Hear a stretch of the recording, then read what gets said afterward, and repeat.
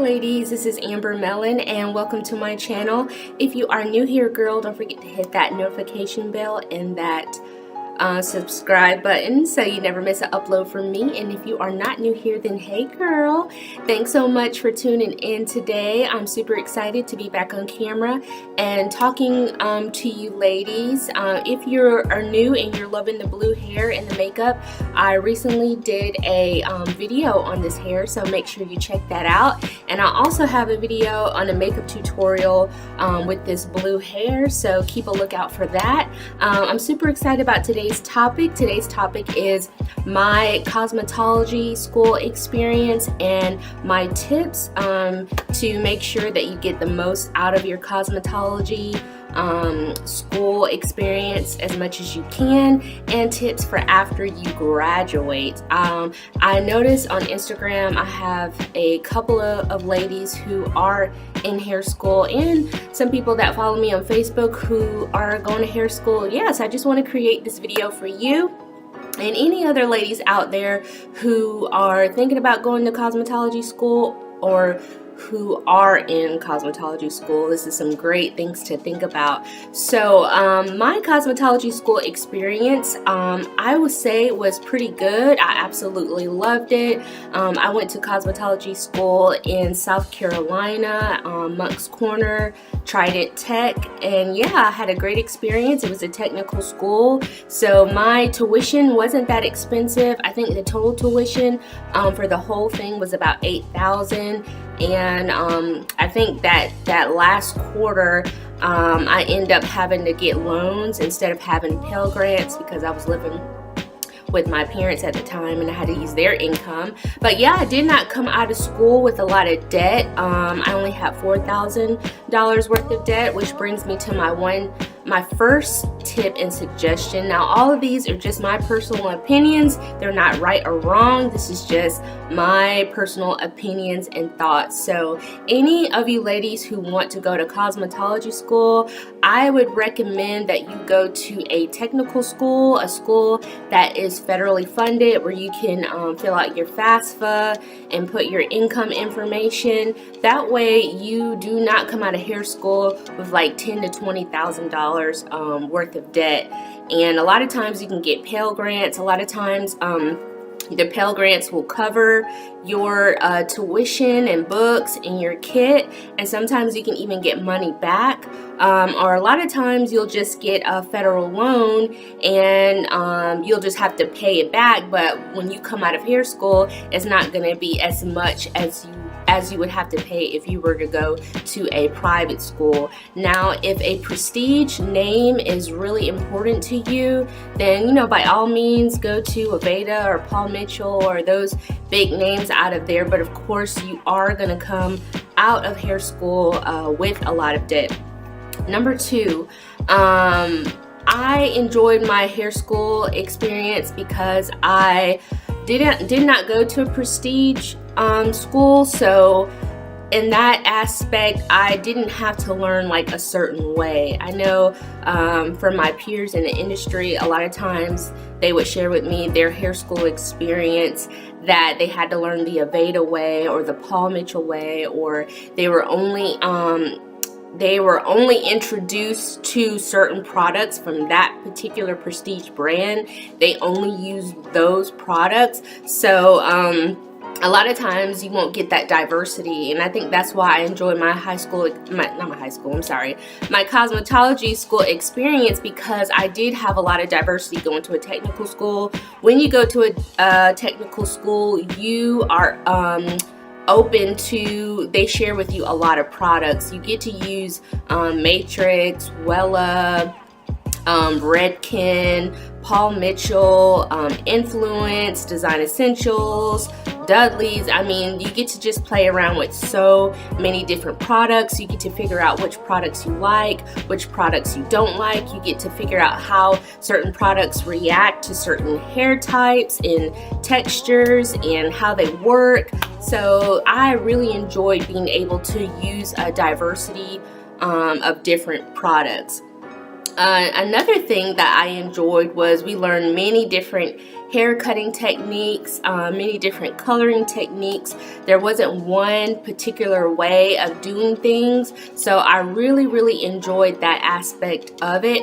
And another thing that I appreciated was most of the 99% of my instructors have been in the hair industry over 10 years. So a lot of times you find when you go to these prestige schools, sometimes you have instructors who just finished hair school and they're instructing now.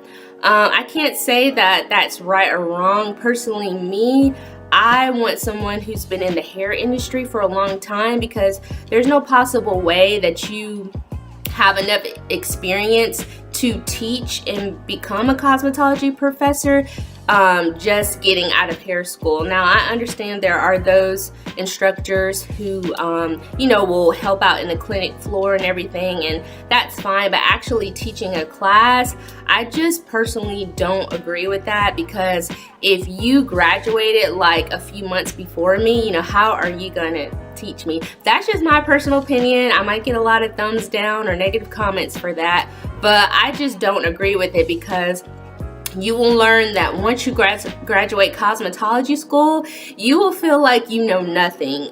You just know the very basics, okay? So yes, when you go to cosmetology school, as of right now, the way that the schools are designed, you know the very basics. Just because you go to cosmetology school does not mean that you are an expert. It does not mean that you have arrived, unless you have been doing hair for years and you decided to go to cosmetology school just so you can legally do it with a license and get paid for it. You know, in that case, you know, that's a different scenario. But if you are just like, you know, a little bit of dabbling with hair, you know, you did your family's hair and stuff like that, but you really haven't consistently practiced hair, then you really, when you graduate high school, you want to find an apprenticeship, or you want to work for you know, a salon that does commission. You want to work for a salon that's going to work with you and help you build your skills. And you know, don't feel bad that you have to like learn and work your way up to the top, okay? Because I think that's the best way to do it. When I graduated cosmetology school, I quickly figured out, like, man, I know the basics. Even when you go to state board, it's really not about skill. It's state board is really about, can you perform a service on a client in a safe manner without hurting them, burning them, cutting them, you know, chemically burning them. They want to know, are you going to be practice safe practices and procedures, and are you going to be sanitary? Are you going to be able to service clients without passing any bacteria, germs? You know, do you keep your implements clean? That's what state board is. It's not about skill. So that would be my advice to girls who, or guys who are in cosmetology school. You're in it, you're thinking about going. When you're coming out, just know that they're going to teach you the very basics, and it's up to you to learn outside of hair school. We have, like, oh my gosh, technology has come so far, and you can become a hair nerd and learn as much as you can from research, from Googling, from tutorials. There are professionals on YouTube who show what they do in the salon. Now, be careful if you watch people who are not licensed on YouTube. Be very careful, because a lot of what I see is not correct or not the best type of method to do something a healthy way. So just make sure, if you do go on YouTube, make sure you are watching licensed professionals. Go to salons. Go if you got your hair done by a hairstylist. I went to hair school because my hairstylist back in Fayetteville, North Carolina, I love the way she cut hair. She could cut hair, and I used to just sit there and watch her and like be amazed, like, how does she know where to start, begin, and like, how does she do that? So if you have a hairstylist back home that you used to get your hair done by and you were influenced by her or him, whatever type of service they do, you know, go learn from them, ask them questions, okay? Make mistakes. Don't be afraid to make mistakes. And another thing is, don't be afraid to take positive criticism. OMG, I see so many hairstylists who just got out of hair school and you can't tell them anything. You can't say, hey, you know, you might want to blend this. I mean, you can say it in the sweetest, nicest way and they can't take it. And just make sure that you're, you know, open, you know what I'm saying, to positive criticism, because you don't want to be one of those hairstylists who have been cutting hair for 10, 20 years and it sucks. You know what I'm saying? I've seen that. I've seen people who have been cutting hair for 10, 20 years and they suck because number one, they don't like to take positive criticism. They think they know everything, or they have people around them that's not being honest, and you're like, oh my gosh, like, you got out of hair school cutting like that, you know? So I've seen it. And then I've seen people who have only been doing hair for like 2-3 years and killing it. So it's all up to you, you know. I guess the biggest thing I could tell you is always be open to learn. Never think that you've learned everything. Always, you know, keep up with the trends and everything that's going on. You don't want to get left behind. You know, coming up, I see those hairstylists who, you know, been doing hair since the 90s, and if they don't stay open to learn, a lot of times you see them doing the same old stuff. It's like, you know, who's wearing doobie wraps now? You know what I'm saying? You know, people want color, people want highlights, people want, like, you have to stay up to date. You don't want to be one of those old school stylists that keep the same type of clientele since 1956 and you only know how to do those, you know, early 90s hairstyles or early 2000 hairstyles, because I've seen it, trust me.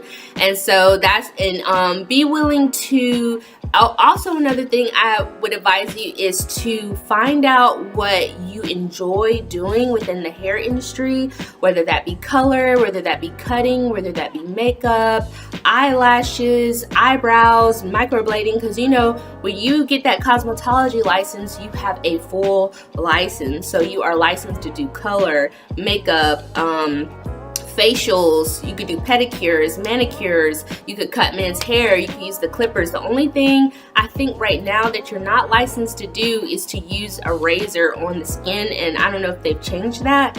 But yes, find out what you like to do. Do you want to be a colorist? Do you want to be a chemical specialist? Whether that be providing relaxers or providing perms. Do you want to be known in the hair industry for taking people from like this amount of hair to like this amount of hair, being healthy? You know, find your niche within the hair industry, because that's where the money's at. When you brand yourself as a particular specialist in a certain area and you become an expert and you know everything there is to know in that, you learn, you give yourself 3 years to learn everything you can learn about that. Then once you start working for yourself, then you can charge, because you are the go-to expert. You know everything there is to know in that particular field. So another thing I would advise you is to don't get caught up with your peers and, you know, just pretending that you know everything. Like, you know, don't do that. Don't pay attention to girls that want to talk about people that might need help, or, you know, want to talk about people like, oh, did you see her hair? Like, don't get caught up in the gossip, cattiness.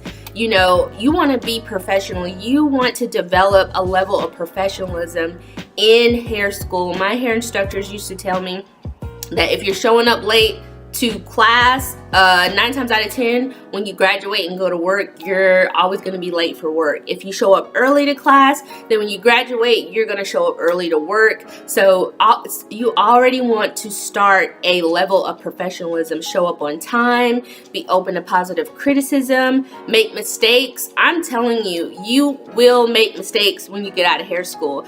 You will jack up a haircut. You will leave lines in people's hair, weight lines. You might accidentally give someone orange hair, but that's how you learn. You know, that's how you grow.